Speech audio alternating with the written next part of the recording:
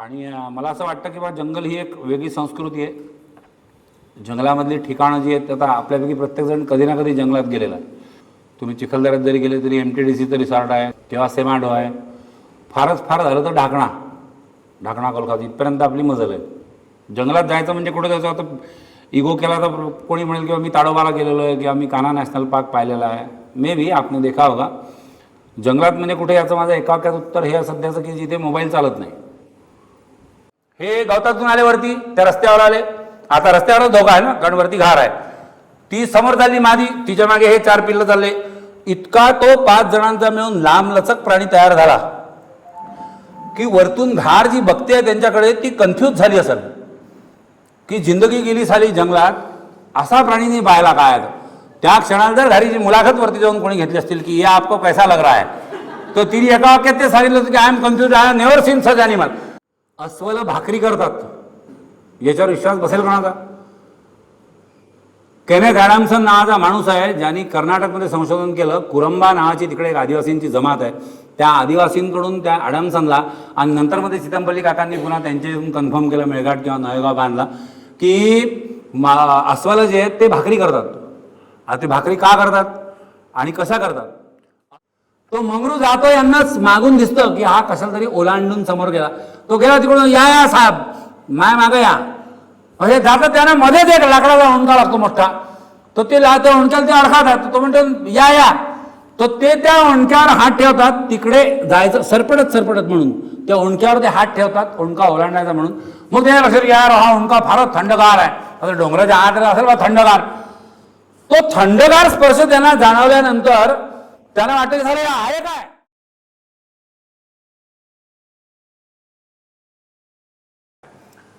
जंगल एक संस्कृती या विषयावर आपण आज बघणार आहोत. एक 15-17 वर्षांपूर्वी it happened for the first time. दिवाळीची एक सुट्टी होती आणि I could get of for say may be 5 or 6 days. 5-6 दिन का लंबा गॅप था थोडा. तर मला चितमपल्लींची पुस्तकं मिळाली. 14-15 पुस्तकं तेव्हा एका लॉटमध्ये मी परचेस केली होती. आणि आपल्याकडे नाही का दिवाळीच्या आधी ते प्रदर्शन लागतं पुस्तकांचं, त्याच्यातून ती घेतली. आणि सुट्टी होती 5 दिवस, त्याच्यामुळे 5 दिवसात ती 14 पुस्तकं मी वाचली. ती वाचल्यानंतर माझ्यावरचा जो काही इम्पॅक्ट होता that was narrated further in the next year 2008. And that started a new story in my oratory, new story in my personal life as well. आणि मला असं वाटतं की बा जंगल ही एक वेगळी संस्कृती आहे. जंगलामधली ठिकाणं जी आहेत, आता आपल्यापैकी प्रत्येकजण कधी ना कधी जंगलात गेलेला आहे. आता आपण जंगलात जातो म्हणजे कुठे जातो खरं म्हणजे हा संशोधनाचा विषय असतो. कारण आपण नॉर्मली रिसॉर्टवर जातो. तुम्ही चिखलदऱ्यात जरी गेले तरी MTDCचं रिसॉर्ट आहे किंवा म्हणजे प्रॉपर चिखलदरा किंवा सेमाडो आहे. फारच फार झालं तर ढाकणा कोलकाता इथपर्यंत आपली मजल आहे. त्याच्या पलीकडे आत जंगलांमध्ये आपण किती फिरलो हा खरं म्हणजे संशोधनाचा विषय असतो. जंगलात जायचं म्हणजे कुठे जायचं, आता इगो केला तर कोणी म्हणेल किंवा मी ताडोबाला गेलेलो आहे किंवा मी कान्हा नॅशनल पार्क पाहिलेला आहे. मे बी आपने देखा होगा. जंगलात म्हणजे कुठे याचं माझं एकाक्यात उत्तर हे सध्याचं की जिथे मोबाईल चालत नाही. मोबाईल चालत नाही अशा जंगलांमध्ये तुम्ही गेले असाल तर मग तुम्ही खरंच जंगलांमध्ये गेले होते. जिथे इलेक्ट्रिसिटी नहीं है किंवा मोबाइलला रेंज नहीं है ते जंगल. तो ये कहानी जो है वो एकदम एंशंट टाइम्स से शुरू होने वाली कहानी. आपल्याकडच्या वैदिक कल्चरमध्ये किंवा एकदम जुन्या काळामध्ये काही लोक असे होते जे तेव्हाचे वनविद्या अभ्यासक होते असं आपण म्हणूया. अजमुनी एक नाव असतं की जे रान बोकडं जे असतात म्हणजे जंगलातले बोकडं जे आहेत किंवा जंगलातल्या बकऱ्या ज्या आहेत त्यांच्याबरोबर त्यांनी त्यांचं पूर्ण लाईफ जे आहे ते स्पेंड केलं. किंवा सत्यकाम जाबाली हे एक नाव आहे. हे सगळे ऋषीमुनींच्या सदरात येणारी नाव आहेत. सत्यकाम जाबाली हे नाव आहे जो गायींच्या कळपाबरोबर राहिला.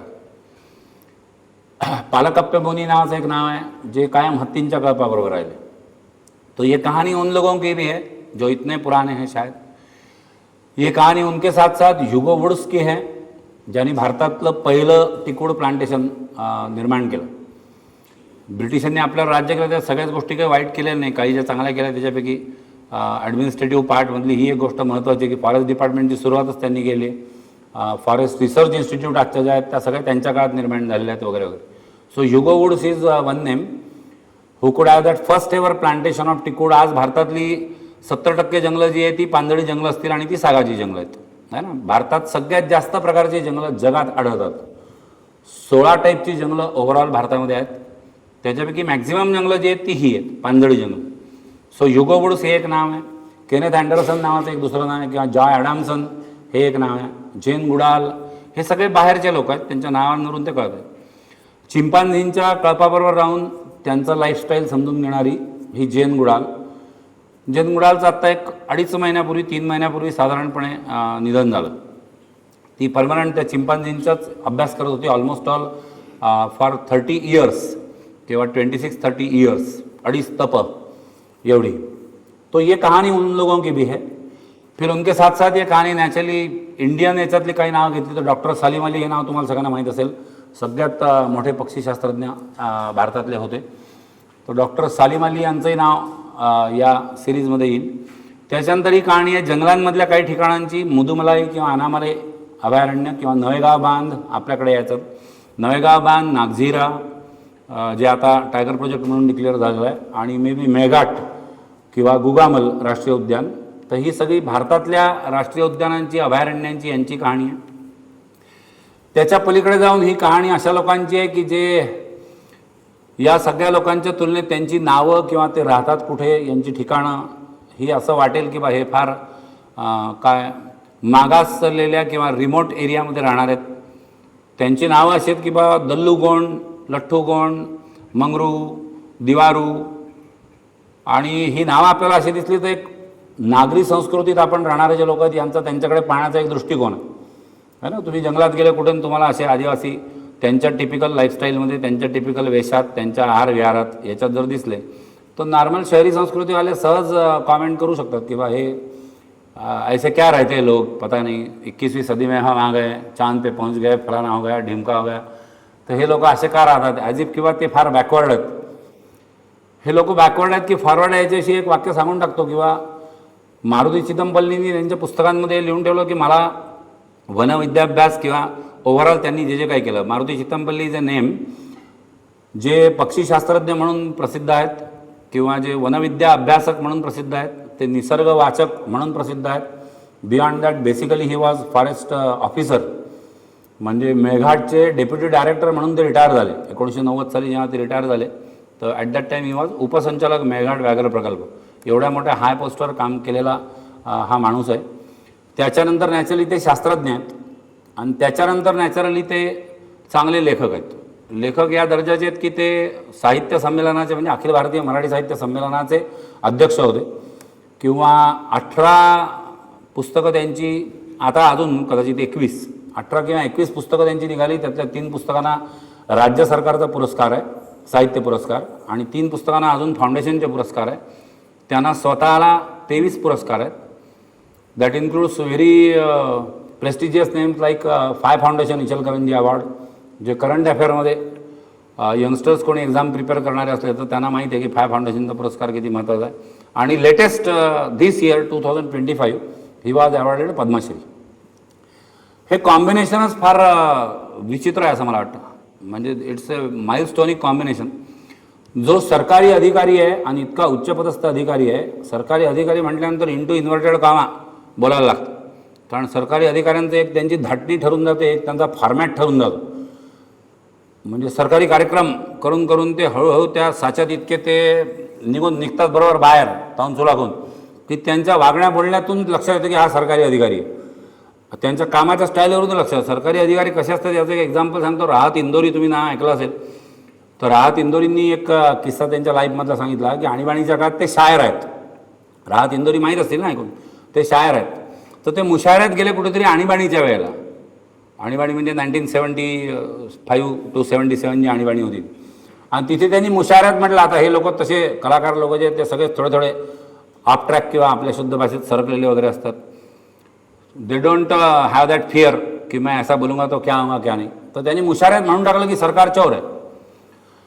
आता आणीबाणीच्या काळात जो माणूस असं म्हणतो की सरकार चोर आहे तो दुसऱ्या दिवशी त्याच्याकडे सरकारी अधिकारी की कल हमने सुना वो मुशायरे में आप क्या बोले. कारण तेव्हा तर आणीबाणी होती, काही झालं थोडंसं तरी की उचलला की टाक अंदर, अशी परिस्थिती. तर ते त्यांना पुन्हा म्हटलं की हाँ मैंने ये कहा कि सरकार चोर है, मगर मैंने ये नहीं कहा कि सरकार चोर है. त्याच्यावर ते सरकारी अधिकारी त्यांना म्हटले कि हमें क्या बेवकूफ समझ के रखा है, हमें क्या ये भी नहीं पता कि कहा की सरकार चोर है. सरकारी अधिकारी असे असतात, राहत इंदोरींच्या भाषेत सांगायचं.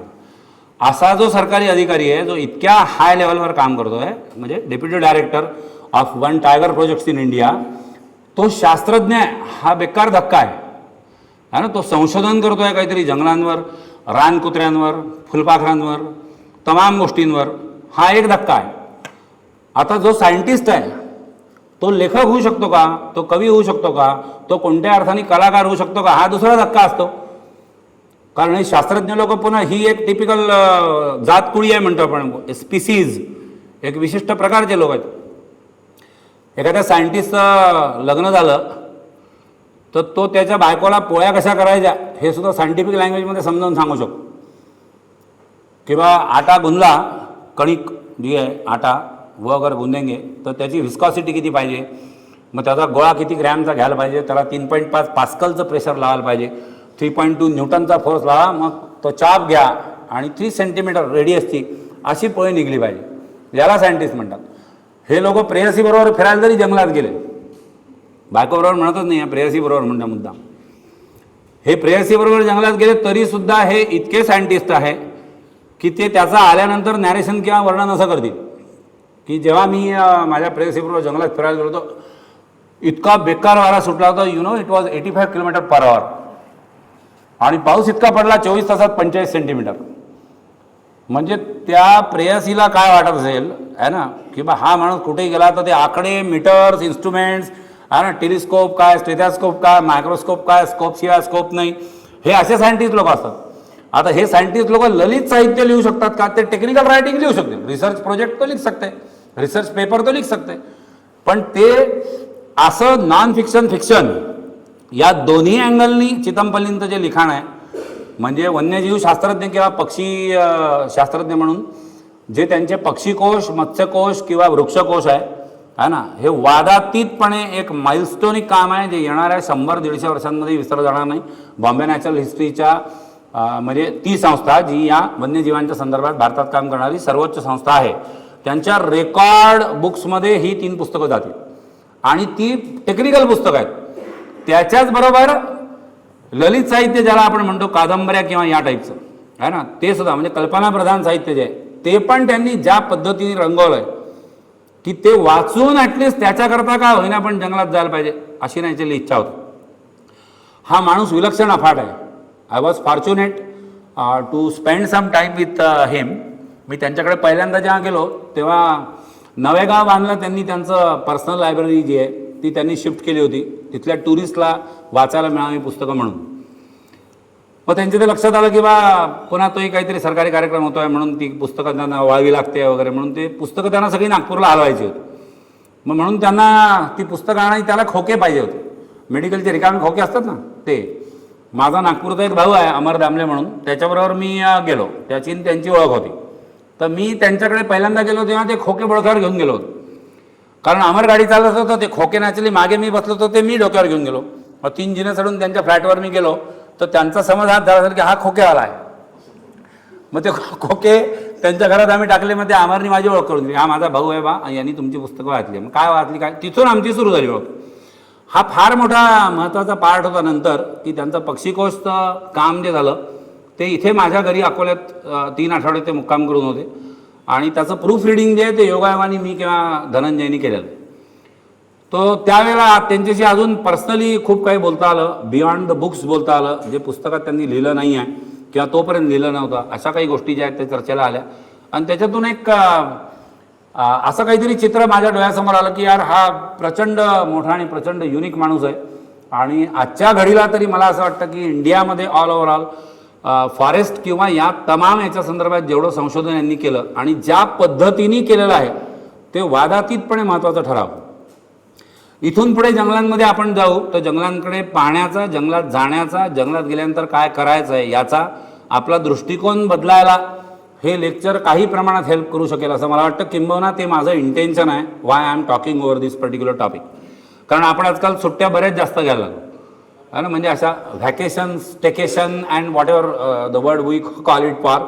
याच्यामध्ये आपण जंगलांमध्ये जातो, म्हणजे जंगलांची आपली मी म्हणतो ना परिसीमा, जंगलांमध्ये कुठल्या तरी MTDC किंवा ITDCच्या रिसॉर्टला जायचं, तिथे खायचं प्यायचं, जास्त खायचं कमी प्यायचं, जास्त प्यायचं कमी खायचं, आपापल्या वयोमानानुसार जे काय ॲडजस्ट होईल ते, आणि इट वॉज वंडरफुल म्हणून वापस यायचं.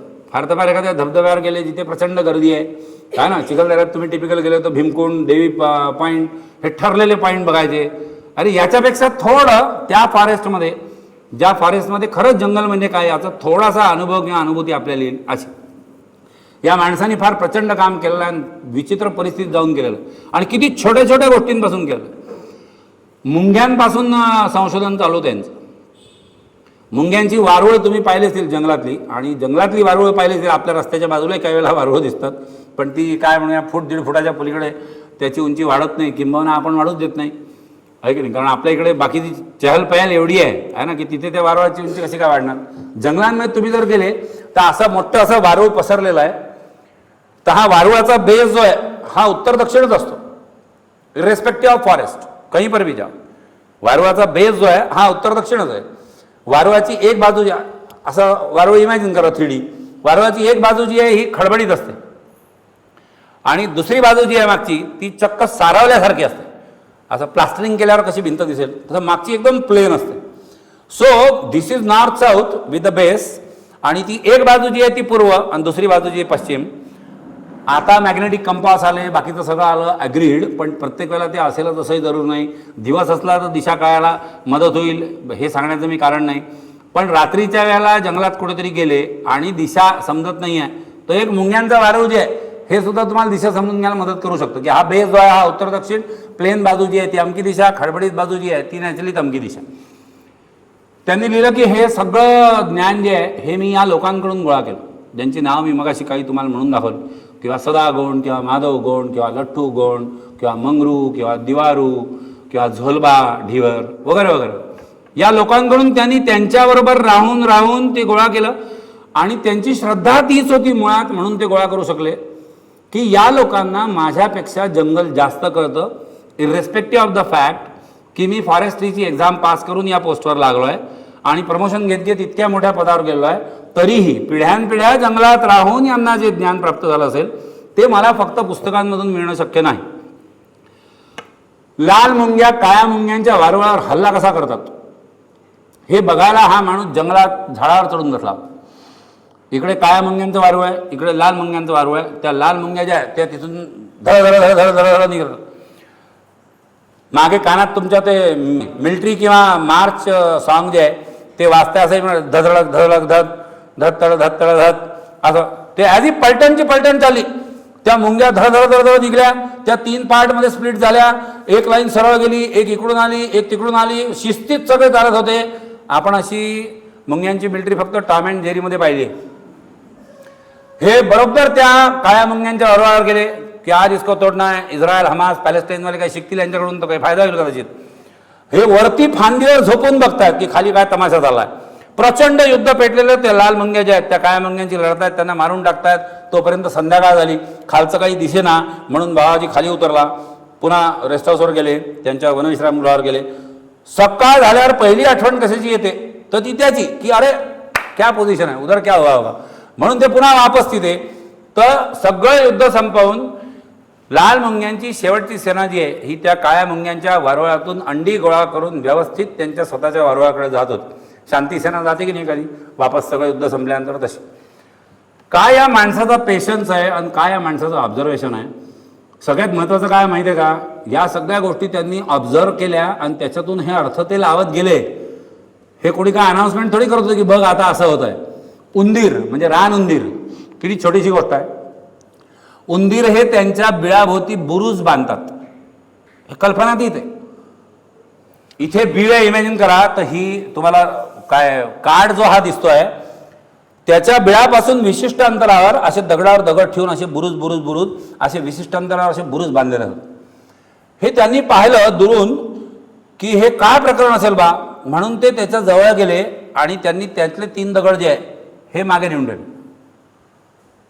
किंवा हे यांनी डेलिव्हरेटली केलेलं आहे की काय, म्हणून त्यांनी ते मागे नेऊन ठेवले. काय योगायोगाने त्यांचा एक फॉरेस्ट गार्ड त्यांच्याबरोबर होता, तर त्यांनी त्या फॉरेस्ट गार्डला बोलवलं, त्यांनी ते अख्खाच्या अख्खा मागे नेऊन ठेवलं.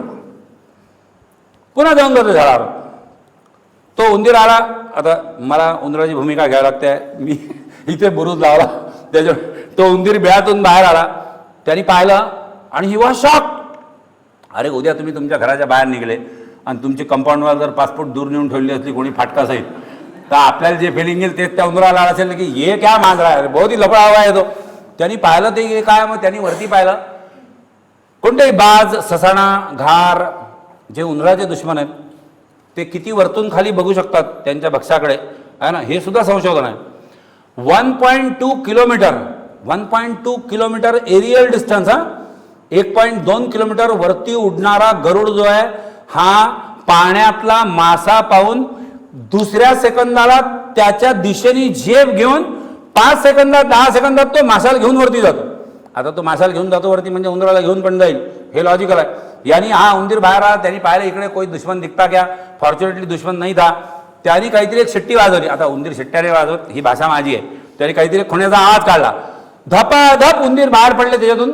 आणि त्या सगळ्यांनी मागच्या दिशेने जाऊन ते बरोबर मुंडक्यानी पायांनी ते सरकत सरकत एक्झॅक्ट तिथे आणून ठेवलं जिथे ते पहिले लावलेलं होतं. काय इन्स्टिंक्ट आहे या प्राण्यांची, कॉमन सेन्स. ये क्यों लगाया, कॉमन सेन्स. बिळातून उंदीर जेव्हा बाहेर येईल आणि इथे असा बुरुज असेल आणि वरतून त्याला कोणीतरी पाहिलं, फॉर एक्झाम्पल बाज, ससाणा, फाल्कन, त्यांनी पाहिलं, त्यांनी झडप मारली, तर हा बुरुज जो आहे याला त्याचे पंख अडतील, कारण तो वरतून याला पकडायला येतोय, तर याला तो अडेल आणि तो अडेल तेवढ्या वेळात जी गडबड होईल तेवढ्या वेळात उंदीर जो आहे हा नॅचरली पळून जाईल. आता पुन्हा उंदरांनी चितमपल्लींना हे सांगितलं काय की काका काय आहे, आम्ही हे बुरुज जे आहे यु नो ऐसा रहता तो ऐसा करना पडता जंगल में रहना. हे यांनी सगळं ऑब्झर्व केलेलं आहे आणि यांनी त्याच्यातून काय त्यांच्या तर्कानी हे मिनिंग नंतर शोधलेलं आहे. So that is really unique.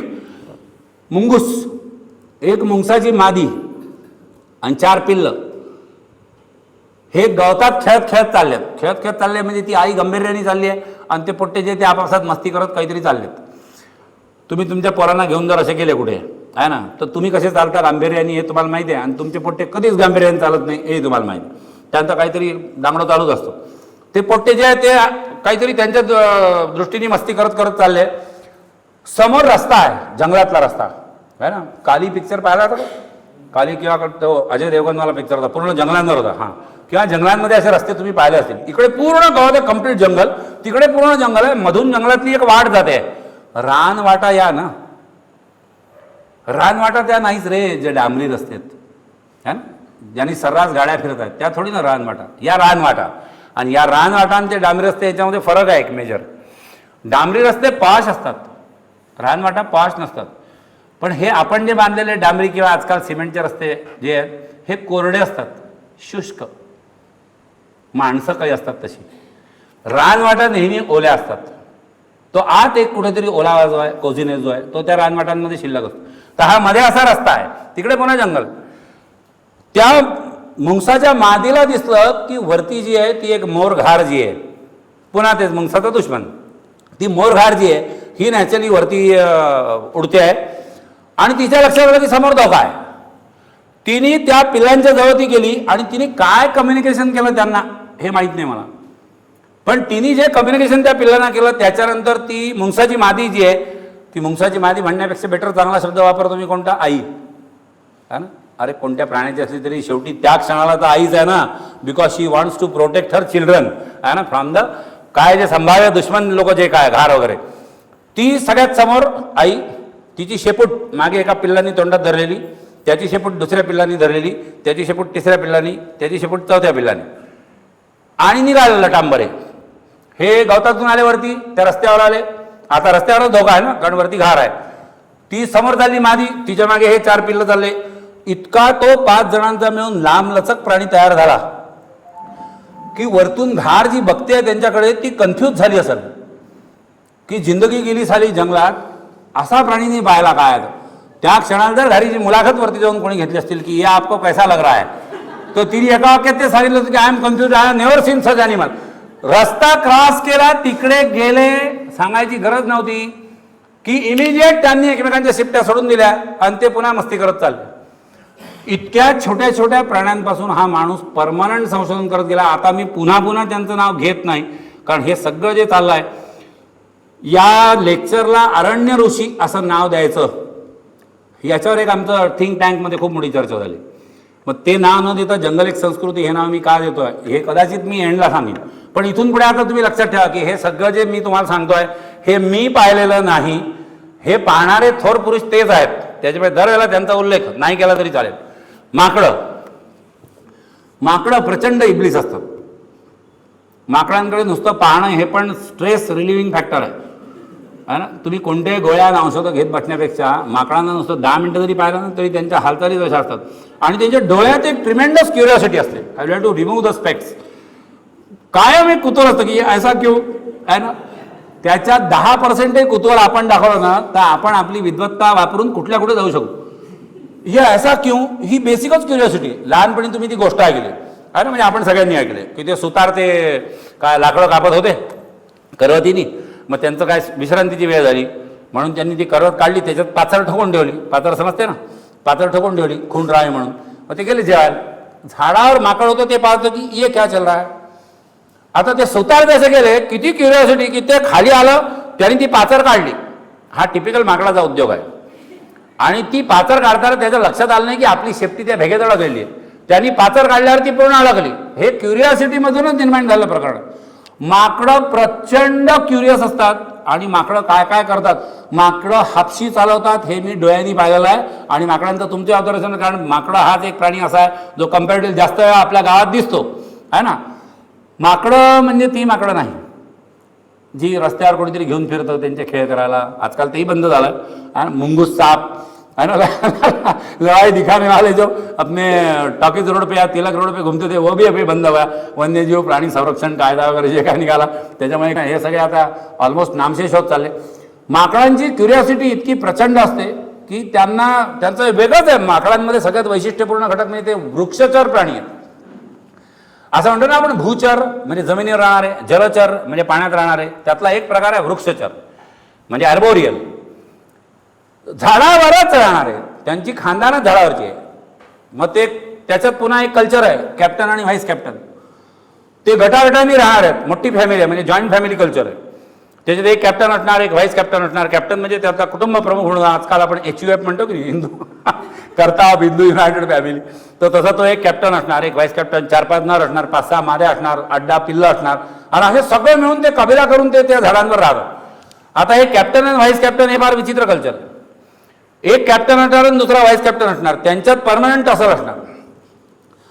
आणि काहीही झालं तरी गटाची पूर्ण माकडं हे कॅप्टनला रिस्पॉन्सिबल ठरवणार.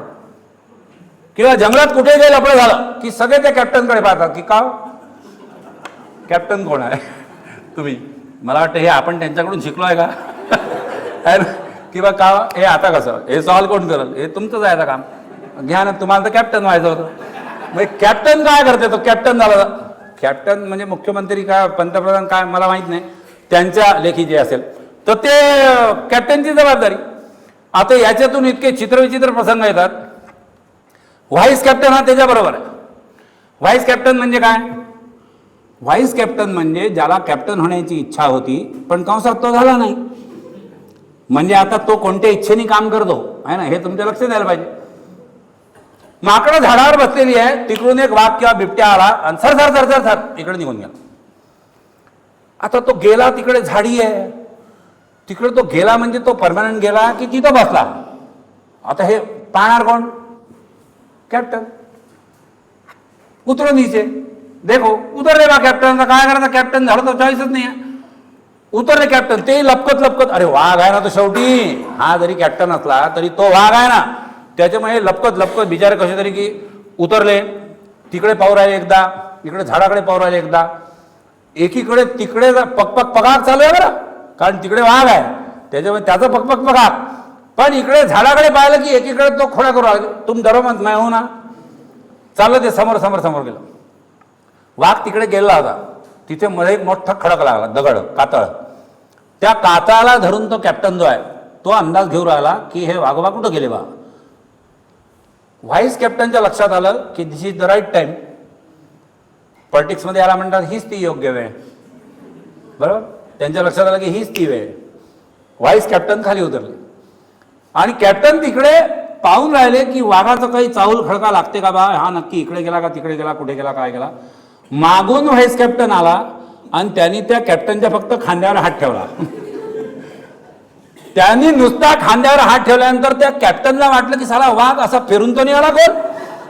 तो त्या दगडावर चढला मोठ्या खडकावर आणि त्यांनी जो उदम नाचवला, नाचायला लागला तर जोरदारात बोंबला लागला. बरं तो बोंबलतो काय हे व्हाईस कॅप्टनला कळलं नाही, कारण व्हाईस कॅप्टनला हे माहितच नाही की आपण हात ठेवतोय म्हणून हा बोंबलून आला. त्याला वाटलं साला समोरून वाघ आला, तोही दगडावर चढला, तोही बोंबलून आला. आपले कॅप्टन आणि व्हाईस कॅप्टन किती शूर आहेत हे झाडावरची सगळी माकडं शांतपणे पाहत होती. अब ये फिर से बताने की जरूरत नहीं है की हा सगळा तमाशा चाललाय, तो वाघ चाललाय, तो वाघ काय करतोय हे कॅप्टन पाहतोय, कॅप्टनच्या मागे व्हाईस कॅप्टन पाहतोय, ही झाडावरची सगळी माकडं ते पाहत आहेत आणि हे सगळं यार हा माणूस पाहतोय. येस ना, इजंट ही इक्वली अनसेफ. तिकडे जर वाघ गेलाय तर हे सगळं ते जिथे कुठे बसून चेतंबल्ली ऑब्झर्व करतायत, ही इज इक्वली अनसेफ ना. तो काय याला डेअरिंग लागतं, काय मनाचा निश्चय लागतो, डेंजरस. ही माकडं इतकी इबलीस आहे तरी यांना बनवाबनवी करणारे सुद्धा लोक आहेत. लोक म्हणजे जंगलातले, त्यांच्या संस्कृतीतले. त्यांना बनवाबनवी करणारे एक स्टँडर्ड एक्झाम्पल म्हणजे रानकुत्री. रानकुत्री ही आपली कुत्री म्हणजे गावातली कुत्री, कुत्तो की जिंदगीवाली कुत्री, आणि तिकडचे लांडगे किंवा कोल्हे यांच्या मधलं काहीतरी जनावर आहे.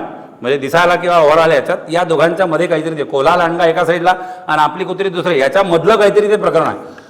रानकुत्री ही पण कळपाने राहतात आणि ते त्यांचा बुद्ध्यांक त्या मानाने, म्हणजे कुत्रा असल्यामुळे असेल कदाचित, त्यांचा बुद्ध्यांक त्यामुळे त्यांच्या स्टाईल ऑफ फंक्शनिंग खूप वेगळं आहे.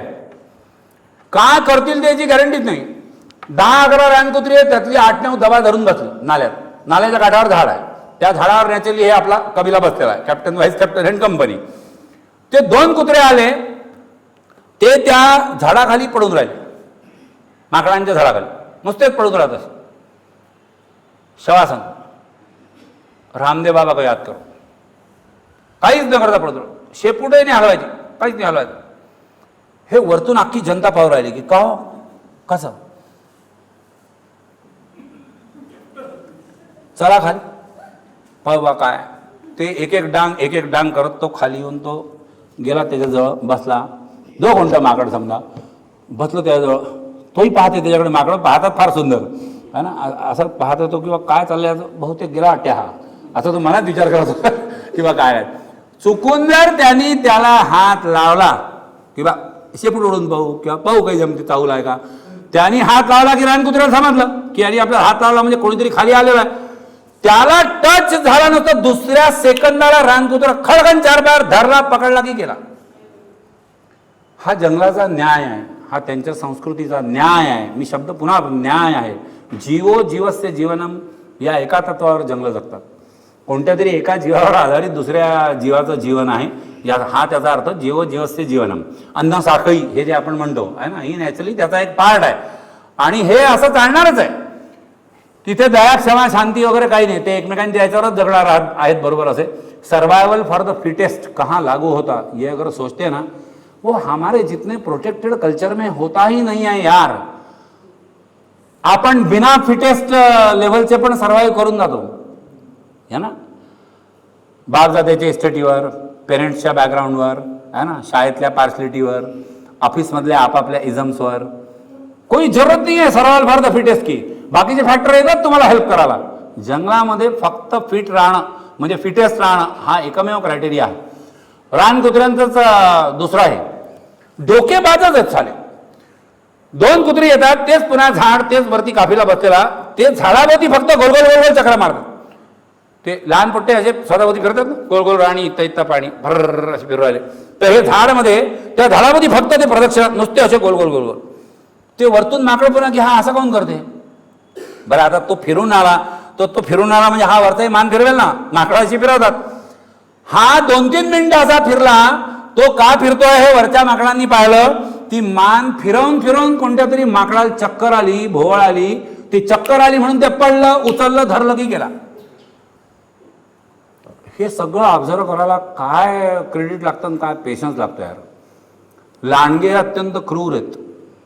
आपण समजतो वाघ क्रूर, वाघ क्रूर नाही आहे, वाघ हा शूर आहे. कारण वाघ हा भरून तरून जंगलाचा राज आहे. मोर हे कोरिओग्राफर आहेत, कोरिओग्राफर. माकडं म्हणजे मिमिक्रीवाले आहे, नीडलेस टू मेन्शन, है ना. अस्वल हे वाघापेक्षा डेंजरस आहे. अस्वल हे 2 नावं मी त्याला वापरू शकीन. एक बोटॅनिकल केमिस्ट्रीवाला माणूस आहे अस्वल, आणि दुसरा नॅचरली सगळ्यात डेंजरस विलन. वाघ एकदा मारतो, मारून टाकतो, विषय संपतो. मारल्यानंतर आपल्याला दुःख काय? अस्वल पूर्ण मारून टाकत नाही, अस्वल ओरबाडून टाकतं. चेहरा, हात, पाय, छाती, पोट, जे काय त्याच्या तंगड्यांमध्ये म्हणजे पायांमध्ये येईल ते, आणि ते इतकं बेकार ओरबाडतं की तो माणूस वाचेल नंतर, पण तो जोपर्यंत जगतोय तोपर्यंत त्याला ते आठवण राहील अस्वलाची. ते हिंदी पिक्चरवाले विलन काही वेळेला डायलॉग मारतात, मैं तुम्हें इतनी आसानी से नहीं मारूंगा ठाकुर. तर हा डायलॉग ज्याचा आहे तो वाघ नाही आहे. वाघ हा कम्पॅरेटिव्हली इंग्लिश पिक्चर सारखा आहे. तो खळगण गोळी काढतो आणि फळगण शूट करतो, खलास खेळ. अस्वल हे असं खेळत खेळत मारतो, म्हणतो प्रचंड बेकार. पण अस्वलाचा त्याच वेळेला एक दुसरं वैशिष्ट्य आहे की अस्वल हे आदिवासी लोक समजतात तसं हे वनस्पती शास्त्रज्ञ म्हणतो आपण तसं ते आहे. कारण जंगलांमध्ये अस्वल जेव्हा फिरतात तेव्हा अस्वल ही जमीन हुंगत फिरतात, आणि जमीन हुंकता त्यांना विशिष्ट ठिकाणी जो काय स्मेलचा सेन्स असतो तिथे ते माती उकरतात, ते तिथले कंद काढतात आणि ते कंद खातात. त्यांना हे लोक मागून ऑब्झर्व करत असतात, तर जंगलातले कोणते कंद खाण्यायोग्य आहेत म्हणजे एडिबल, आणि कोणते खाण्यायोग्य नाही आहे म्हणजे poisonous. This story even starts with the mushrooms. मशरूमच्या 4च व्हेरायटी आहेत, ज्या नॉर्मली आपल्याला फक्त काय टायगर मशरूम किंवा बटन मशरूमच माहीत असतं. 4 व्हेरायटी आहेत ज्या एडिबल आहेत आपल्या दृष्टीने, म्हणजे नागरी संस्कृतीच्या दृष्टीने. कुत्र्याच्या छत्र्या किंवा मशरूममध्ये पॉयझनस पण आहेत, आणि हे समजलं आदिवासींना कुठून, तर याचं एक उदाहरण हे की अस्वल जे कंद खातं ते एडिबल आहेत. अस्वलाला फॉलो करा, त्यांनी तो कंद काढला आणि खाल्ला, याचा अर्थ तो सेफ आहे. हत्ती हे आर्किटेक्ट मानले जातात. हत्ती हा जमिनीचा पाया किती चांगला आहे हे शोधणारा सगळ्यात महत्त्वाचा प्राणी आहे. हत्ती हे कुठूनही जातील तर ते एकदम पाय टाकत नाहीत. ते सोंडेनी पहिले समोरच्या जमिनीचा, जर अनोळखी जमीन असेल त्याचा अंदाज घेतात, त्याच्या पक्केपणाचा अंदाज घेतात, मग एक पाय ठेवून समोर दाबून बघतात, आणि त्यांना सेफ वाटलं तरच नॅचरली पाय टाकतात. स्वाभाविक आहे, कारण हत्तीचं वजन आणि हत्तीचं हे केवढं आहे हे तुम्ही सध्या समोर नंतर टाकली तरी तुमच्या लक्षात येऊ शकेल. तर अशा लोकांनी पाय टाकताना सांभाळून टाकायला पाहिजे. थोडंसं जर कच्ची जमीन असेल तर काय होईल. मग हे सगळे त्यांच्या प्रोफेशननुसार त्यांना किंवा त्यांच्या वैशिष्ट्यांनुसार त्यांना दिलेले प्रोफेशन आहेत. किंवा कोणी कोरिओग्राफर आहे, कोणी बॉटॅनिस्ट आहे, कोणी काय व्हिलन आहे. लांडगे हा अत्यंत क्रूर आहे. अत्यंत लो IQ वाले कोणी प्राणी असतील तर ते लांडगे. आणि लांडग्यांची शिकार करण्याची पद्धत टोटली वेगळी. हे लांडगे या पद्धतीने शिकार करतात हे खरंच म्हणजे आपला विश्वास बसणं कठीण आहे. लांडगे मोठं ग्राउंड आहे, म्हणजे मैदान आहे, प्लेन, गवत पसरले त्याच्यावर. हे मध्ये जातील आणि गड्डा खचतील. त्यांच्या आपल्या भाषेत बोलायचं झालं तर पुरुषभर म्हणतो आपण तसं, अर्धा पुरुष गड्डा जे आहे ते गड्डा खोदतील पायांनी. त्या गड्ड्यामध्ये एक लांडगा जाऊन बसेल. त्याचे फक्त 2 पाय जे आहे हे बाहेर आणि मुंडकं जे आहे हे बाहेर, असं माझं जेवढं दिसतं तुम्हाला सध्या तेवढं. बाकीचा गड्डा ते अर्धवट माती टाकून ते बुजवून टाकतो. फक्त एवढाच लांडगा असतो. आणि बाकीचे जे लांडगे आहेत त्यांना कोणता सांबराचा किंवा हरणाचा कळप जर दिसला तर ते दोन्ही बाजूनी बरोबर फिल्डिंगला लावून त्या कळपाला ते धावत धावत या दिशेने आणतात. इधर से आधे भाग रहे, इधर से आधे भाग रहे, तो नॅचरली ते हरणांना इकडे किंवा तिकडे जायला स्कोपच नाही आहे. ते हरणा बरोबर याच भागातून पळत येणार आहे. ते जमिनीत अर्धवट गाडलेलं प्रकरण आहे, याची दखल घ्यायलाही त्यांना वेळ मिळत नाही. ते त्याच्या अंगावरून धावत जसे जातात तसा तो लांडगा 2 पाय जे बाहेर आहे आणि मुंडकं बाहेर आहे तेवढ्यात तो एका हरणाला पकडतो. बाकी कळत धडधड धडधड धावून जातो. एक हरिण जे आहे ते पकडलेलं असतं. आजची सोय झाली. गावांमध्ये लांडगे शिरतात. काही वेळेला बकरीचे पिल्लं किंवा कोकरो जे आहे हे त्यांनी उचललं आणि हे उचलून ते पळतात. तर ते कसे पळतात हा सुद्धा फार वैशिष्ट्यपूर्ण प्रकार है. तुमने रेलवे प्लेटफॉर्म के ऊपर किसी डिफेंस वाले लोगों को देखा होगा, त्यांच्या बॅग्स खूप हेवी असतात ना डिफेन्स वाल्यांच्या, है ना, किंवा कोणत्याही पोलीस डिपार्टमेंट वाले काही लोक ट्रेनिंग मिनिंग वाले जे लोक आहेत ते तुम्ही पाहिले असतील. बॅगा खूप हेवी असतात, तर ते बऱ्याच वेळा असं करतात, एक बंद हा पकडतो, एक बंद तो पकडतो, है ना, असे दोघं मिळून ती बॅग मोठी कॅरी करतात. लांडगे ही सिस्टीम फॉलो करतात जेव्हा ते गावातून कोकरं पळतात. मागचा अर्धा भाग जो आहे तो एकाने धरलेला आहे आणि ही मुंडी जी आहे ही दुसऱ्या लांडग्याने धरलेली आहे आणि असे धरून ते पळत चाललेत. आता ऑब्व्हियसली की ते गावातून जर पळत चालले तर गावातल्या कोणाला जर चाहू लागली तर ते त्यांच्या मागे लागले ना गावातले. आता एकीकडे गावातले मागे लागलेले आहे, आपल्याला पळायचंही आहे, हे भक्ष्य जे आहे ते सुटायला नको, ते भक्ष्य जे आहे ते काय हा हा मला घेऊन जा असं म्हणून थोडी जाणार, तेही काहीतरी कातोडा करत असेल की नाही.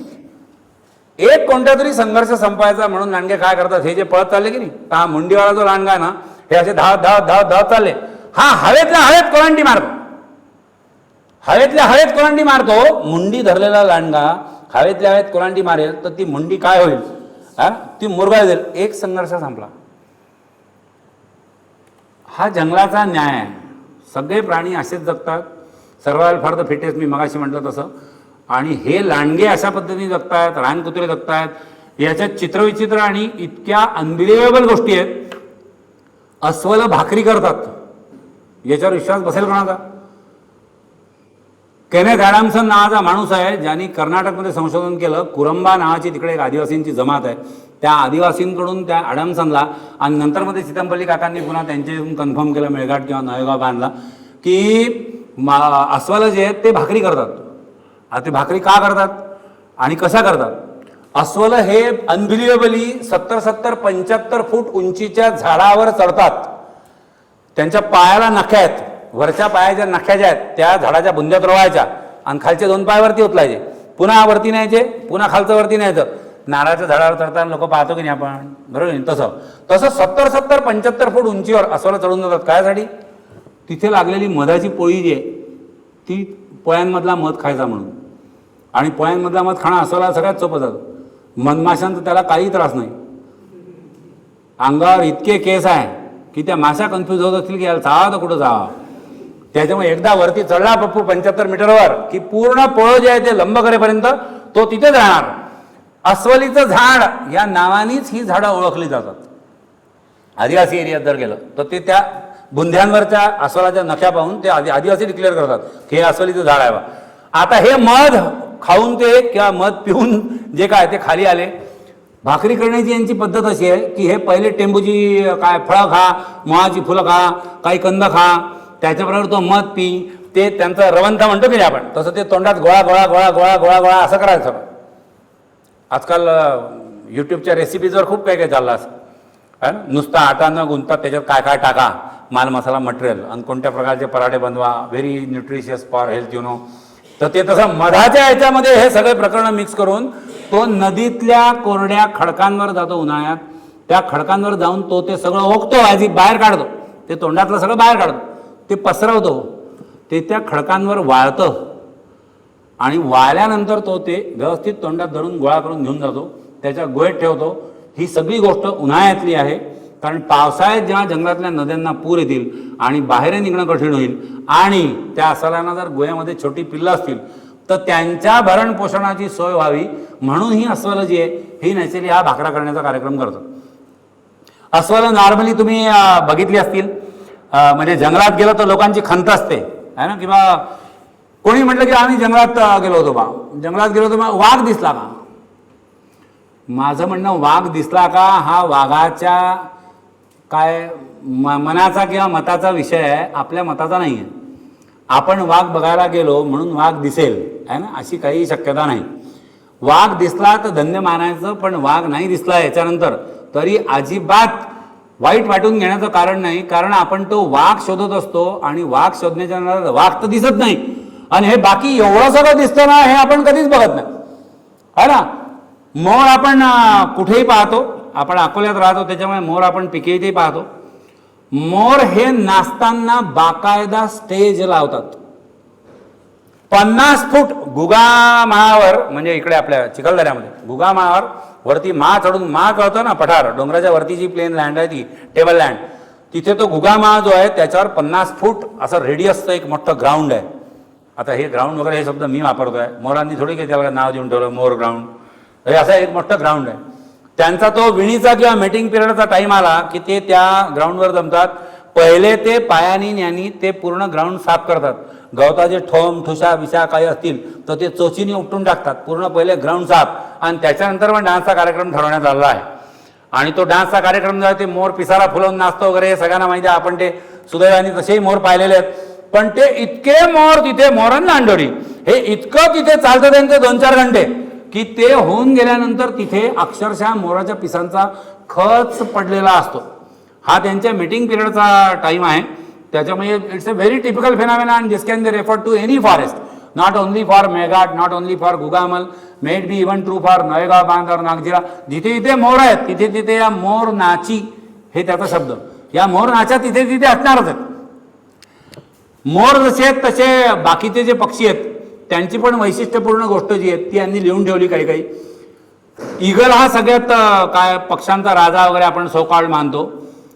ईगल काय करू शकतो याचं एकच सांगतो तुम्हाला एक्झाम्पल की बीचवर कोणत्या तरी लोक असंख्य असताना एका 4 वर्षाच्या मुलीला एका ईगलनी पायाच्या पंजात धरून उचललं आणि तिला कॅरी केलं. तर तिला कुठपर्यंत कॅरी केलं? त्या बीचला लागून थोड्या अंतरावर म्हणजे एक्झॅक्टली 1.6 किलोमीटर 1.7 किलोमीटर अंतरावर डोंगर सदृश्य होतं. त्या डोंगराच्या वरच्या कड्यावर त्याचं घर होतं, म्हणजे घरटं होतं. या बीचवरून त्या 4 वर्षाच्या पोरीला त्या गरुडानी 1.6 किलोमीटर अंतरावर पायात पकडून काय उडत उडत तो गेला. आणि तिथे ऑब्व्हियसली लोकांनी त्याला फॉलो केलं. ती मुलगी सापडली पण तिला फारशी इजाही झालेली नव्हती, ती जिवंत होती. पण म्हणजे यांची वेट कॅरिंग कॅपॅसिटी काय हे तुम्ही इमॅजिन करा. एकेका फ्लाईटमध्ये आजकाल चाललंय ना आपलं की इलेक्ट्रिक व्हेकल निघले वा, एक चार्जिंग में कितना जाते हो, 85 किलोमीटर वा. काय 2 व्हीलर असेल तर, 4 व्हीलर असेल तर 250 किलोमीटरच्या वरती अजून मला ॲडव्हर्टाईज सापडली नाही की एकदा चार्जिंग केली 4 व्हीलर तुम्ही तर काय 250 किलोमीटर. पक्षी एका चार्जिंगमध्ये किती जातात आणि कुठून कुठे जातात? काही पक्षी आहे जे निलगिरी पर्वतात राहतात, म्हणजे कर्नाटक तामिळनाडूची बॉर्डर, ते तिथे राहतात आणि त्यांचा विणीचा हंगाम जो आहे म्हणजे मीटिंग पिरियड किंवा अंडी देण्याचा कालावधी जो आहे त्या कालावधीत ते हिमालयात असतात. तुम्ही निलगिरी पर्वत कुठे इमॅजिन करा आणि हिमालय कुठे इमॅजिन करा, आहे ना. इतकं अंतर शांतपणे 80 मैल एका फ्लाईटमध्ये, 120 मैल एका फ्लाईटमध्ये, 240 मैल एका फ्लाईटमध्ये हे आरामात जातात. नॉर्थ पोलचे पक्षी किंवा अफगाणिस्तानचे पक्षी स्थलांतर करायला भारतात येतील तर याचे आपल्याला आश्चर्य वाटू शकतं. हे खूप कमी डिस्टन्स झालं कारण अफगाणिस्तानच्या तिप्पट अंतरावर असणारा जो एरिया आहे तिथले पण पक्षी इंडियामध्ये स्थलांतरण करतात. आणि हे स्थलांतरण नॅचरली तात्पुरतं असतं, म्हणजे ते तिकडून इकडे येणार आहेत तसे नॅचरली इकडून तिकडे पण जाणार आहेत. All these things are studied scientifically. त्या पक्ष्यांच्या पायात ते इकडे आले तर त्यांना पकडायचं, टेम्पररी त्यांच्या पायात रिंग घालायची, त्या रिंगवर काहीतरी खुण्याचा काय कोड नंबर किंवा बॅच नंबर टाकायचा आणि मग तो पक्षी उडून जाईल. पुन्हा तो दुसऱ्या वर्षी पुन्हा आणि त्याला धरला आहे ना, तो रिंग मारा तर तो लक्षात येईल ना की हा तोच आहे. मग तसाच तो तिकडे गेला आणि तिकडे कोणी रिंग घातली आहे ना, तर ती पण रिंग आपल्याला सापडेल ना. काय काय करतात यार लोक, मला कळत नाही. आणि हे करत असताना प्रसंगी जीवावरचे धोके जे हे पण पत्करावे लागतात. जसं अस्वलाचं मी तुम्हाला सांगितलं की अस्वल काय भाकरी करतं किंवा माकडं लाडू करतात, लाडू सेम प्रोसिजर, आणि ते झाडाच्या ढोलीत लपवून ठेवतात पिल्लांना खाऊ घालायचे म्हणून. वाघ हा हिप्नॉटिस्ट आहे का असं वाटू शकतं अशा स्टोऱ्या आहेत किंवा ॲज इफ ही नोज मेस्मराईज करणं लोकांना किंवा हिप्नोटाईज करणं. कारण एक स्टोरी त्यांनी लिहिली की सिपना म्हणजे मेघाटचीच गोष्ट आहे. सिपना नदीच्या काठावर एका बाजूला एक सांबर आहे, ते पाणी पित आहे, आणि दुसऱ्या काठावर वाघ आहे, आणि त्या दोघांची फक्त नजरानजर होते. तर ते सांबर पागलसारखं त्या वाघाकडे पाहत राहतो की अबे तो जर खाणार आहे तुला तर नजर पलटव ना. तो असा हिप्नोटाईज झाल्यासारखा त्याच्याकडे पाहतो. वाघ नजर कधीही सोडत नाही असं त्यांनी लिहून ठेवलंय. तो कायम आपल्या भक्ष्याकडे पाहत राहतो आणि त्याच्या नजरेत ते जे काय तेज आहे किंवा काय जरब आहे किंवा अट्रॅक्शन आहे तर ते भक्ष्य त्याचं जे आहे हे पागलसारखं त्याच्याकडे बघत राहतं. एका फ्रॅक्शन ऑफ सेकंड करता वाघाची नजर चुकली, सांबर पलटलं आणि इतक्या जोरात मागे धावत धावत गेलं की पुढची 10 मिनिटं ते डोंगर चढून जात आहेत, दगड खाली कोसळत आहेत. हे आवाज यांना ऐकायला येत होते. यांच्या स्वतःच्या लाईफमधला एक किस्सा. भंडारा गोंदिया जिल्ह्यामध्ये दरे कसा साले कसा तुम्ही नाव जर ऐकले असेल किंवा पुजारी टोला, तिथे एक मोठी दलदल आहे, प्रचंड मोठी दलदल आहे, 14 एकर एरियाची दलदल आहे. आणि ती दलदल एवढी मोठी आहे की त्याच्यात बैलगाडी जर गेली म्हणजे बैलांसहित त्याच्यावर बसलेल्या माणसांसहित तर ती पूर्णाची पूर्ण ऋतून जाईल असा आजपर्यंत अनेक वेळा झाला आहे. म्हणजे नॅचरली हे जुन्या काळात झालं असणार. आता ऑब्व्हियसली दुसरे रस्ते निर्माण झाले असतील. या दलदलीचा जो बांध आहे किंवा एका बाजूने जो बंधारा आहे त्याच्यावरतून हे गाडीनी चालले. कुठे चालले? कोणतं तरी नाकेर पक्षाचं घरटं यांना शोधायचं आहे. त्यांच्याबरोबर तो दल्लू नावाचा एक जो त्यांचा मित्र किंवा गुरु किंवा जे काय आदिवासी जो आहे तो त्यांच्याबरोबर आहे. आणि ते गाडी वाहन आहे, ते बैलगाडीत बसून ते याच्यावरून चालले. थोडीशी जरी गाडीवरचं काय बॅलन्स गेलं किंवा कंट्रोल सुटला आणि गाडी जर खाली त्या उतरायला लागली तर त्या दलदलीकडे जाईल. हे त्या याच्यावरतून चालल्या. समोरून वाघ आला, समोरून वाघ आला तर तो गाडीवान पागल सारखा त्या वाघाकडेच पाहून आला. बरं आता हे चालले म्हणजे हे काय असे काय ब्लाइंडली थोडी ना चालले फॉरेस्टवाले, म्हणजे त्यांच्याबरोबर ते वाजवायचे डबडे टिपडे वाघाला पळून आला. तर ते त्या दोघांनी मागे वाजवणं चालू केलं, जोरदार आरडाओरडा चालू केला. ते मागून त्या गाडीवानाच्या खांद्यावर हात ठेवून सांगतायत की तू त्याच्याकडे का पाहतोय, त्याच्याकडे पाहू नको. हा बावळ्यासारखा त्याच्याकडे पाहून आला असा जासा. नशीब बलवत्तर म्हणून वाघाला काय वाटलं काय माहीत, वाघाने दिशा पलटवली आणि तो गेला. मग त्यांनी त्याची काय, अरे बा मी तुला सांगतोय मागून की तू समोर कशाला बघतोय, इकडे तिकडे पाहा, तू त्याच्याकडे का पाहतोय, तुला बैल हाकायचे अमकं डमकं. त्याने हो कसं तरी काहीतरी समजल्यासारखं केलं. समोर गेले, पुन्हा तोच वाघ टर्न मारून वापस आला. पुन्हा सेम सिच्युएशन, पुन्हा ते त्याला सांगतात की त्याच्याकडे पाहू नको. तो मागे पलटून यांच्याकडे पाहतोय. त्यांनी एक पुढचं वाक्य पुस्तकात लिहून ठेवलं की पाहता पाहता त्या गाडीवानाची वाचा गेली. आपण हे कुठेतरी कथा कादंबऱ्यांमध्ये वाचलेलं असतं आहे ना, की अमुक एक घटना झाली त्याचा शाप इतका बसला आहे ना की त्याचं वाचाच गेली बोलणं. हे यांनी लाईव्ह पाहिलेलं आहे. आणि हा सगळा उपद्व्याप कशाकरता चालू आहे, तर ते नाकेर पक्षाचं घरटं शोधायचं म्हणून आहे ना. म्हणजे संशोधन करायचं तर तुम्हाला काय काय काय तहमती स्वतःवर ओढून घ्यावं लागतील. हे असं एक्झाम्पल आहे. या लोकांनी त्यांना खूप काही शिकवलं आहे आणि ते त्यांनी प्रत्येक वेळेला पुस्तकात ठाई ठाई मेन्शन करून ठेवलेलं आहे की हे सगळे माझे गुरुज आहेत.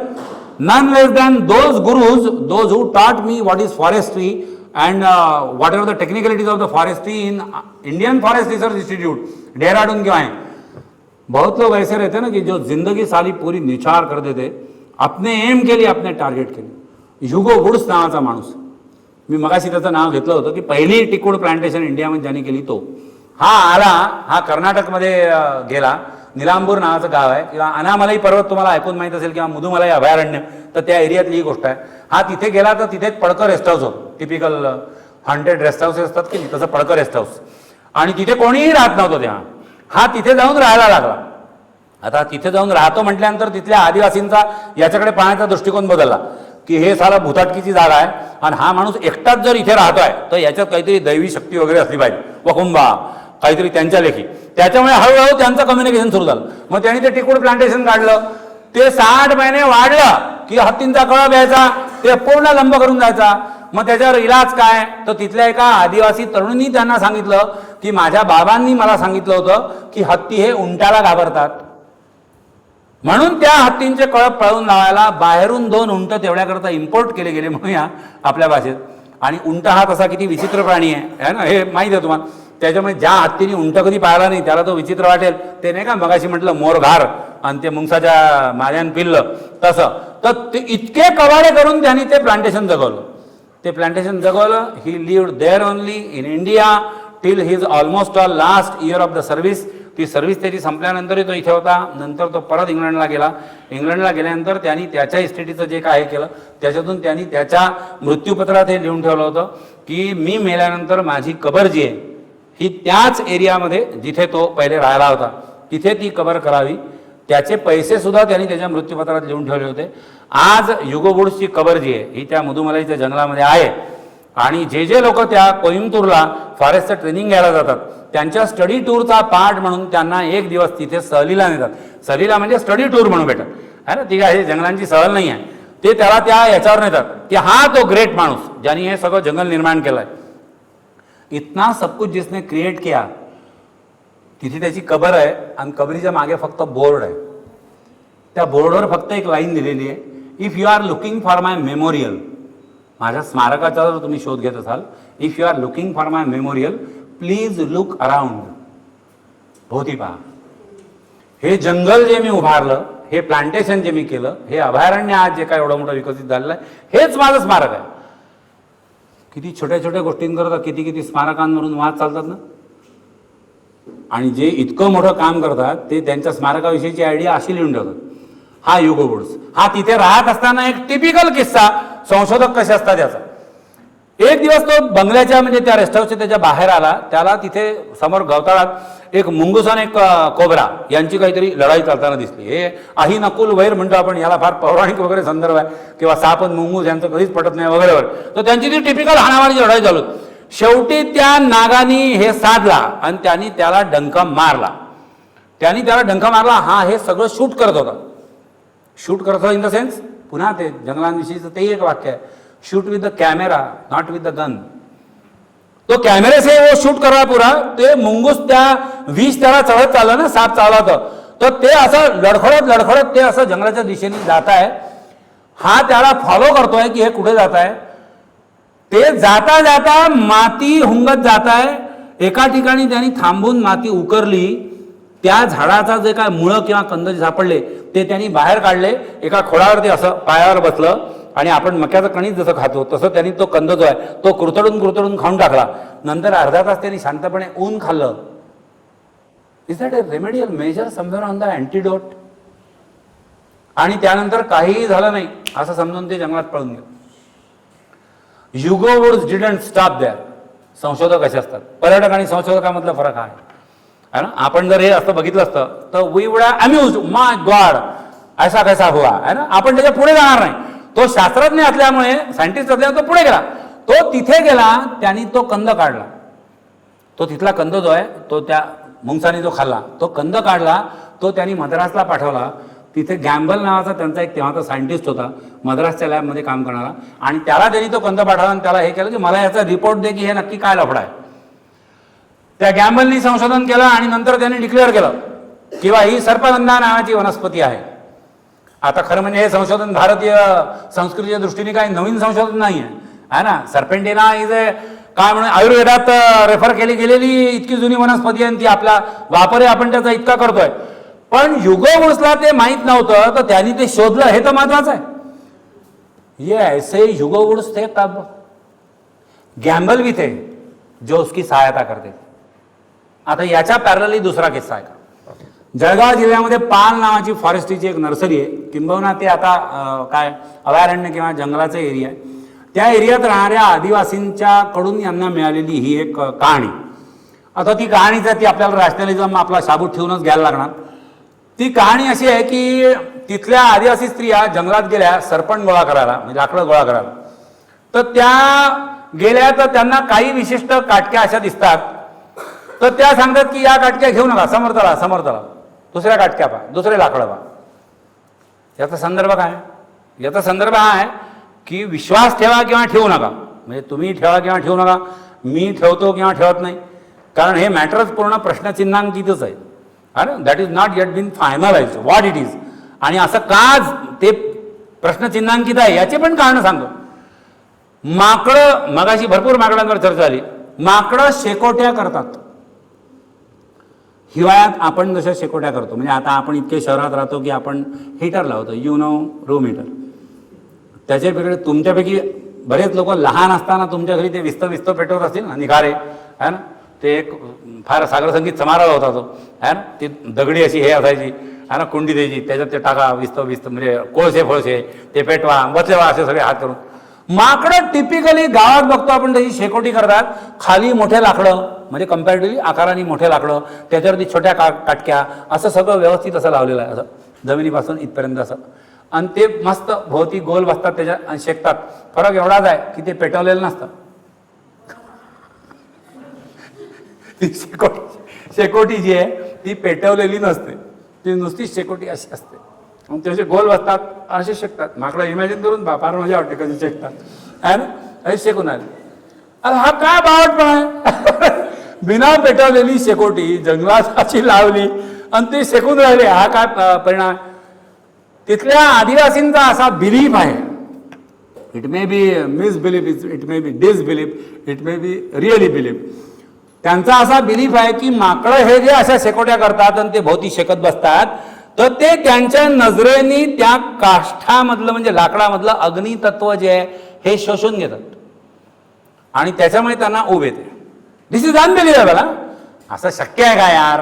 ॲग्रीड ना? ऐका ना पुढे, की अग्नितत्व ते शोषून घेतात आणि त्याच्यामुळे त्यांना ऊब येते वगैरे वगैरे. आणि ते अग्नितत्व त्यांनी शोषून घेतलेलं असल्यामुळे त्या काटक्या आपण जर आपल्या सरपणाकरता जाळायला नेल्या तर त्या जळत नाहीत. हा आदिवासींचा सो कॉल्ड अनुभव. I am not justifying it at all. आदिवासींचं म्हणणं असं की त्या काटक्या जळत नाही. 4 चांगल्या जाणत्या बाया आहे आणि त्यांच्याबरोबर अशी एखादी छोटी पोरगी जी आहे ती सरपण गोळा करायला गेली, तर जिथे कुठे सरपण दिसत्या काळ्या जे काय ते उचला त्याला गोळा कर. तर ज्या जाणत्या बाया त्या अशा नवीन मुलींना सांगतात की त्या काटक्या घेऊ नको, त्या वानराच्या काटक्या आहेत, त्या जळणार नाहीत. I am not at all believing this thing. Chitampalli काका did not believe this thing. पण माझं म्हणणं हे आहे की कोणतंही संशोधन असंच होतं, जी गोष्ट आपला अजिबात विश्वास बसत नाही त्याच्या मुळापर्यंत जाण्याचा प्रयत्न आपण जेव्हा करतो, बरोबर आहे, तेव्हा ते संशोधन या टोकावर पोचेल नाही तर त्या टोकावर पोचेल ना. यांनी पाल एरियामधून आणि नळेगाव बांधच्या एरियामधून या काटक्या गोळा केल्या. ठीक आहे, या वानराच्या काटक्या ज्या सोकॉल्ड त्या आदिवासींबरोबर त्यांनी त्या गोळा केल्या. त्यांनी त्या एका युनिव्हर्सिटीकडे, I want spell the name, त्यांनी ते एका युनिव्हर्सिटीकडे त्या बॉटनी केमिस्ट्रीच्या डिपार्टमेंटला पाठवल्या की मला याचं ॲनालिसिस करून पाहिजे, किंवा अमक्या काय झाडाचं लाकूड आहे. नॉर्मली याच्यात सेल्युलोज किती असतं, कार्बन हायड्रोजनचं पर्सेंट, कारण जळणार तत्व म्हणजे कार्बन हायड्रोजन की नाही, तो वो कितना है क्या है, नॉर्मली क्या रहता अब क्या. अरे कार्बन डेटिंग असंच करतात ना बाबा, नाही का. डेड बॉडी सापडली म्हणजे सापळा सापडला 100 वर्षापूर्वीचा, तर त्या बॉडीचं कार्बन डेटिंग करूनच ठरतं ना की नॉर्मल ह्युमन बॉडीमध्ये कार्बनचं पर्सेंटेज काय, याच्यामध्ये रेसिड्युअरी रेडिओ कार्बनचं पर्सेंटेज काय, त्याच्याहून ही बॉडी किती वर्ष जुनी आहे, येस और नो. मग आता हे असं त्याचं जर झालं असतं तर झालं असतं की नाही काहीतरी. 2, 3, 4 महिने यांनी पाठपुरावा केला, चाललाय, करतोय. सरकारी कार्यक्रम, प्रत्येकाला आपापली काम आहे आणि हा नॉन ग्रँटेड जॉब आहे. इसके लिए कोई ग्रँट थोडी ना किसी ने दिया. 6 महिन्यानंतर ते शांतपणे त्यांना सांगतात की त्या काटक्या हरवल्या. माझं अजिबात म्हणणं नाही आहे की पाल एरियातले जे आदिवासी म्हणतात ते 100% सत्य असेल. माझं अजिबात म्हणणं नाही आहे की यांनी त्या काटक्या त्या युनिव्हर्सिटीकडे दिल्या संशोधन करायला, तर त्यातून असं काहीतरी आलं की माय गॉड माकडं डोळ्यांनी अग्नितत्व शोषून घेतात वगैरे.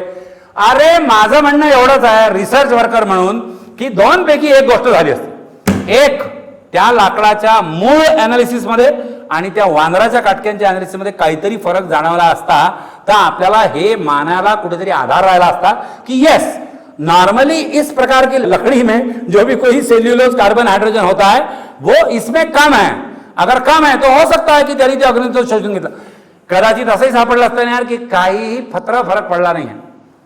ती बाबाची लकडी आहे समजा, तर नॉर्मल बाबाच्या लाकडात जे असतं तेच याच्यात आहे, काका काही झाले नाही. Okay, research is always like this. तुम्ही ठरवून थोडी ना रिसर्च करता. मला असं हेच संशोधन करायचं आहे की असं झालं म्हणजे तसं होतेच बा, याला रिसर्च थोडी ना म्हणतात, याला प्रिज्युडाइज म्हणतात. हे असं जरी संशोधन झालं असतं की त्या काटक्यांमध्ये तसं काहीही झालेलं नाही आहे, तरी उलटा त्याचा फायदा झाला असता. त्या एरियामध्ये जाऊन त्या काटक्या गोळा करून त्या आपल्याला जाळून दाखवता आल्या असत्या. येस और नो. अरे हा योगायोगाचा भाग असेल ना. जन्माच्या कर्मा किती सेंचुरी आधी मला माहित नाही कधी झालं असं कोणीतरी शेकोटीसारखं लावलेली लाकडं दिसली आणि ती कोणीतरी घरी नेऊन पाहिली, ती चुलीत टाकली, ती जळली नाही. कारण जंगलातला कोणीतरी प्राणी त्याच्यावर काहीतरी लघु दीर्घ शंका करून गेला असेल म्हणून ती जळली नसतील. आणि त्यांनी ते गृहीत धरलं आदिवासींनी त्यांच्या बिलीफनुसार की या वानराच्या काटक्या अग्नितत्व शस्ते शेकोट्या करते, तर याच्या पुढे त्या गोळाच करू नका. त्यांना हे जर पटवून सांगता आलं असतं की असं कसं जळत नाही, आण मी पेटवून दाखवतो तुला, हे बघ जळतं की नाही, तर किती झाडं तुटायची वाचली असती ना यार. कारण या वानराच्या काटक्या जर ठिकठिकाणी ते शेकोटीच्या असतील तर त्या गोळा न करता हे लोक सरपण गोळा करतायत, म्हणजे त्यांनी कुठून तरी सरपण दुसरंच गोळा केलं की नाही. संशोधन कोणतंही कधी वाया जात नाही. उधर युगो वुड्स था, त्या मुंगसाच्या मागे जाणारा, इथे या माकडाच्या काटक्यांच्या मागे जाणारे मारुती चितमपल्ली होते. उधर गैम्बल था जिन्होंने उनके रिसर्च को एक आयाम दिया, आखिरी मुकाम तक पहुंचाया. इधर गैम्बल क्यों नहीं है? इकडे जर तेव्हा गॅम्बल मिळाला असता तर हे संशोधन शेवटच्यापर्यंत पोहोचलं असतं की नाही. संशोधन करणारे करत राहतात, ती एक चेन असते, सिरीज असते आणि त्या सिरीजची प्रत्येक कडी जी आहे ती तेवढी इम्पॉर्टंट लागते. आज पावसाळीचे इतके प्रिडिक्शन आहे की यूट्यूबवर काही काही लोक पाऊस पडन पुढच्या 2 दिवसात 3 दिवसात त्यांचे चॅनल पॉप्युलर झाले त्याच्यावर. हे सर ना मेट्रोलॉजिकल डिपार्टमेंट गेलं चुल्यात. हवामान विभागाला जेवढ्या शिया आपण देतो तेवढ्या तर कोणत्याच बाकीच्या डिपार्टमेंटला देत नाही. त्यांनी म्हटलं की उद्या मुसळधार पाऊस म्हणजे आपण कपडे न घालता वाटल्यास बाहेर पडतो की आज त्यांनी सांगितलं मुसळधार म्हणजे येतच नाही ना. हो आहे ना. जंगलातल्या लोकांना किंवा आदिवासींना साध्या साध्या त्यांचे आडाखे आहेत आणि हे वर्षानुवर्षांपासून रूढ झालेले आडाखे आहेत. हे आडाखे असे आहेत की कोणत्या झाडावर घरटी बांधली याच्यानुसार या वर्षीच्या सीझनमध्ये पाऊस कमी येणार आहे की जास्त येणार आहे हे पावसाळा सुरू होण्याच्या आधी प्रेडिक्ट ते करतात. जास्त काटेरीन बुशी म्हणजे झुडपी जी आहेत त्या झाडांवर जर घरटी बांधली याचा अर्थ या वर्षी पाऊस कमी येणार आहे. ज्याला जास्त झाडावर आहे किंवा जास्त जी दाट वाढलेली झाड आहे त्याच्यावर घरटी बांधली उन्हाळ्यात याचा अर्थ यावर्षी जास्त पाऊस येणार आहे. कोणत्याही झाडावर घरटं शेंड्यावर बांधलं का याचा अर्थ त्या सीझनमध्ये कमी पाऊस येणार आहे आणि ते मध्ये बांधलं का याचा अर्थ पाऊस जास्त येणार आहे. घरट्यात अंडी किती घातली 3-4 म्हणजे खूप जास्त व्यवस्थित पाऊस येणार आहे. एकच अंड घातलं म्हणजे कमी पाऊस येणार आहे. हे तर आपल्यापैकी असंख्य काय म्हणू जमातींनी शिकण्याची गरज आहे है ना. जिथे आपल्या पिल्लांच्या किंवा पालकांच्या भरणपोषणाची सोय आपल्याजवळ नाही आहे है ना तिथे 3-4 अंडी का घालावी किंवा त्यांच्या भरणपोषणाचा आपणच आपल्या हाताने सत्यानाश का करून ठेवावा. सवया नावाचा एक मासा आहे तो त्यांच्या असंख्य गुरूंपैकी एक मंगरू दिवारू त्यांनी त्याला हे सांगितलं की सवया नावाचा एक मासा जलाशयात मिळतो तर कोणत्या नक्षत्र मृग आर्द्रा पुनर्वसू पुष्य मगा अश्लेषा कृत्तिका रोहिणी भरणी जे काय 27 नक्षत्र त्या कोणत्या नक्षत्रात किती पाऊस पडेल तो म्हणला किंवा मी सवया मासा जो आहे तो जर कापला तर त्याची अंड्याची जी जोनी आहे त्याच्यात रिंग आहेत अशा मस्क्युलर रिंग्स त्या रिंग आहेत अशा. 1 रिंग रिप्रेझेंट्स 1 कॉन्स्टेलेशन. एक रिंग म्हणजे एक नक्षत्र कारण रिंगची संख्या सुद्धा 27. जी रिंग काळी आहे त्या नक्षत्रात कमी पाऊस आणि जी रिंग लाल आहे म्हणजे काळ्याकडून हळूहळू लाल लाल भडक वगैरे अशी रेडची शेड वाढत जाईल जी लाल भडक आहे त्या नक्षत्रात जास्त पाऊस. हे त्यांचे आडाखे आहेत आणि हे त्यांनी कोणत्याही विद्यापीठात न जाता कोणत्याही डिग्र्यांचे कागद गोळा न करता नॅचरली गोळा केलेलं ज्ञान आहे. या लोकांना हाताशी धरून आपण आपलं संशोधन पुढे न्यायचं हे एवढंच एक काम हा माणूस आयुष्यभर करत आला आणि इतक्या पराकोटीच्या विचित्र प्रसंगातून हे गेलेले आहेत हे सगळं करताना की तुम्ही पुस्तकं वाचा त्यांची जेवढी पुस्तकं आहेत तेवढी सगळी माझ्याकडे आहेत हे मी सांगण्याचं कारणच नाही. साहित्य प्रसार केंद्र नागपूर यांनीच त्यांची मॅक्झिमम पुस्तकं प्रकाशित केली. तुम्हाला ती पुस्तकं वाचायला लागली तर बाजारात जा विकत आणा आणि वाचा. माझ्याजवळ पूर्ण सेट आहे. अरे पण इतकं चांगलं वाचायला मिळतं तर विकत घेऊन का वाचू नये. तुम्ही स्पीड वाढवता ते स्पीड वाढवतं. पुन्हा तुम्ही पाहता थांबलं तुम्ही मागे पलटून पाहिला तुम्हाला फक्त डोळे दिसतात चमकणारे डोळे नसतात. तुम्ही प्रचंड वेगाने चालू लागतो की बेकार आहे आणि हे बघून ते मागे असं काहीतरी हसताय. तुम्ही धावत रेस्ट हाऊसच्या गेटपर्यंत गेट उघडता दडदड आत जाता की बेकारच काम आहे बाबा वाचलो आत आलं वरांड्यात आता तर मागे पलटून पहा. तिथे सिस्टीम अशी की ते आउट हाऊस असं दूर आहे 100-150 मीटर अंतरावर तर त्या वॉचमॅनला किंवा त्या गार्डला बोलवायचं या ऑफिसरचं हे इथे आणि ते आउट हाऊस तिथे तर त्याला बोलवायचं तर त्या रेस्ट हाऊसच्या वरांड्यापासून त्या झाडाला तिथे एक घंटी बांधलेली मोठी पितळेची घंटी मोठी आणि त्या घंटीला दोर बांधलेला आहे. ती अशी ओढली की ती घंटी वाजते तर तो लगेच किंवा साहेब बोलवून राहिले म्हणून तो येतो. सत्य घटना ही आहे की तिथे कोणी फॉरेस्ट ऑफिसर थांबलेला नसला तरीही रात्री 12 नंतर ती घंटी वाजते. तो मंगरू जातो यांनाच मागून दिसतं की हा कशाला तरी ओलांडून समोर गेला. तो गेला तिकडून या साहेब माय मागे या म्हणजे जातं त्यांना मध्येच एक लाकडाचा ओंडका लागतो मोठा तो ते त्या ओंडक्याला ते अडकातात. तो म्हणतो या तो ते त्या ओंडक्यावर हात ठेवतात तिकडे जायचं सरपटत म्हणून त्या ओंडक्यावर ते हात ठेवतात ओंडका ओलांडायचा म्हणून.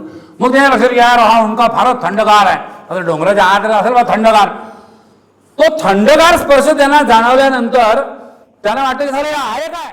चिदंबरी काकांनी फार मस्त लिहून ठेवलं या लेखाच्या शेवटी की या गोष्टींची इतकी सवय त्या रानकुत्र्यांच्या कळपाला झाली होती की तो 11 कुत्र्यांचा कळप होता, ते टांगसूला त्यांच्यातला 12वा समजायला लागले